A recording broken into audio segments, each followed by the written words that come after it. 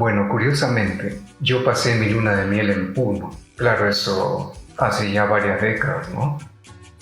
Con mi flamante esposa desde un hotel en la isla Esteves. Pudimos disfrutar de la belleza del lago Titicaca, por ejemplo. Y a eso se sumó otro placer, interactuar con la gente de esta hermosa zona altiplánica, de tal manera que tanto aymaras como quechuas comenzaron a llenar los espacios vacíos que habían dejado nuestras amistades de Lima. Porque nosotros no solo veníamos a darle el play de honor a nuestro reciente matrimonio, también veníamos a trabajar en un proyecto social de gran alcance. Veníamos a sacarle provecho a un transmisor de 10 kilowatts de potencia. Entonces, mira, como gente de ciudad, con una visión urbana y por una cuestión de inclinaciones personales, seguramente nosotros hubiéramos preferido llevar las riendas de una emisora en frecuencia modulada. Pero no eran épocas, pues, para satisfacer nuestros gustos personales. Esta sociedad andina tenía otras necesidades y demandaban cosas de gran envergadura. Una emisora de radio FM, claro, tenía estética de sonido, pero poco alcance. En cambio, una emisora AM no tenía tanta calidad de sonido, pero sí un gran alcance que nos permitiría llegar hasta las zonas altoandinas más recónditas de esta parte sur del Perú. Entonces, optamos por elegir lo que la gente necesita y no seguir la pauta de los medios de comunicación comerciales que profesaban darle lo que le gusta a la gente. No, nosotros elegimos darle lo que la gente necesita. Entonces, mira, desde allí nosotros comenzamos a marcar distancia con lo que hoy se ha catalogado como prensa basura, prensa vendida o prensa mermelera. Eran épocas en que el terrorismo se encontraba en pleno auge. Muchos compañeros nuestros que trabajaban en esta misión que nos habíamos trazado en el altiplano habían sido sometidos a eso que llamaron juicio popular por el genocida movimiento subversivo. Estamos hablando, pues, de la época de los años 90. En realidad, mira, nuestro proyecto de comprometernos con el desarrollo de los pueblos quechuas y aymaras de esta zona sur del país, en realidad había comenzado unos 80 años atrás, allá por 1910 más o menos. Esta obra de ayuda a los desfavorecidos, ¿no? De ponernos del lado de los desfavorecidos, para ser precisos, tuvo como epicentro a Utahuilaya, en el distrito de Platería, en la provincia de Puno. Todas las acciones que comenzamos a desarrollar en este lugar están debidamente documentadas por grandes escritores, ¿no? Con eruditos, cronistas de la época, tales como José Antonio Encinas, Manuel González Prada, Samuel Escobar, más recientemente, ¿no? José Carlos Mariátegui, Luis Valcárcel, entre muchos otros. Y para ese entonces, los historiadores describían al altiplano peruano como un sistema social casi feudal. Esta era la definición académica. Y como muchos no entendían esa definición académica, no entendían esa realidad que se vivía en la zona sur, entonces apareció un norteamericano, Frederick Stahl, que se atrevió a describir las cosas de una manera más simple. En su libro, In the Land of the Incas, en la tierra de los incas, él dice que todas las injusticias contra aymaras y quechuas eran perpetradas por una alianza impía que formaba un trío: el juez del pueblo, el cura de la aldea y el gamonal rico. Eso decía Stahl. Y otro dato interesante para tenerlo en cuenta también es que en aquel entonces el 8% de la minoría de blancos y mestizos mantenían el control absoluto sobre el 92% de la mayoría indígena. Así que, amigo televidente, amigo oyente, Tome nota de esto que estaba ocurriendo en 1910. Por tanto, podríamos decir aquí, cualquier parecido con la realidad actual es pura coincidencia.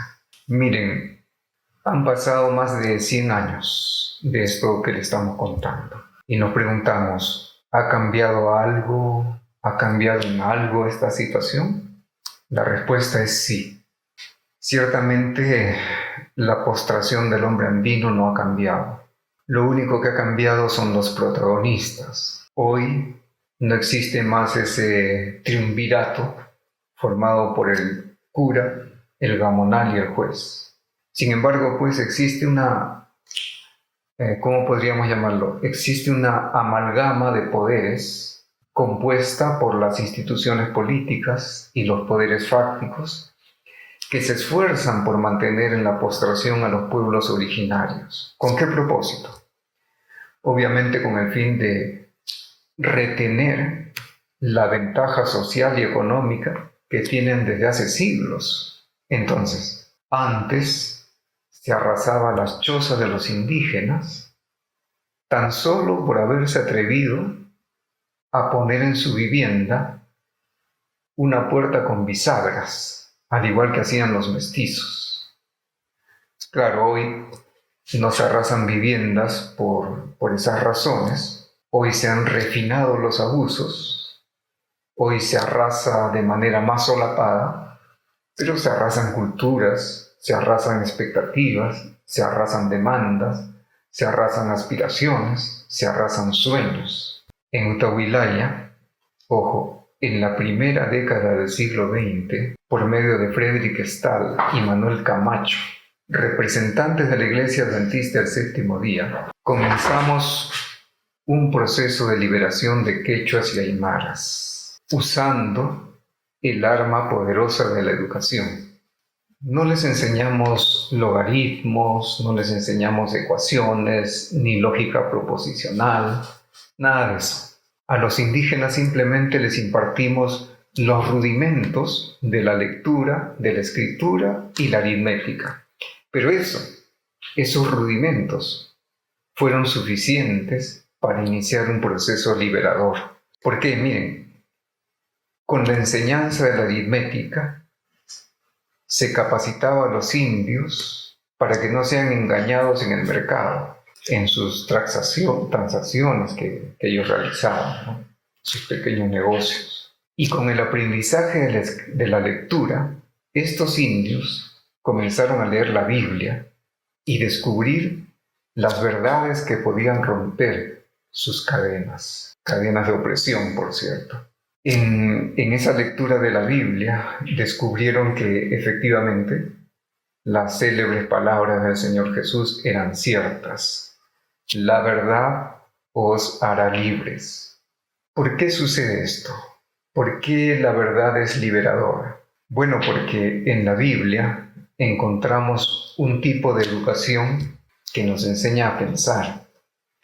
No hay en las páginas de la Biblia una educación que someta al ser humano o que le imponga algo. La Biblia nos enseña cómo ser libres. Sin duda, en este mundo se han construido sistemas opresores en todos los ámbitos, ¿no? Sistemas de dominación política, dominación social, dominación económica y dominación espiritual también. Y en cada uno de esos terrenos existe una lucha sangrienta, un gran conflicto, que algunos están conscientes y otros están viviendo, claro, en el país de las maravillas, ¿no? Como siempre. Pero en este gran conflicto, en este conflicto cósmico, tal y como lo revela un estudio serio de la Biblia, la principal guerra de nuestros tiempos es antropológica. En esta guerra antropológica se está buscando redefinir al ser humano. Por eso que de ahí es que salen pues frases como que ciudadanos de segunda, ciudadanos de cuarta. Es decir, no todos los seres humanos tienen el mismo valor. De allí también sale la idea de que existen diferentes razas, ¿no? Cuando lo único que existe es la raza humana. De esa guerra antropológica que les menciono, pues también salen frases esnovistas, ¿no?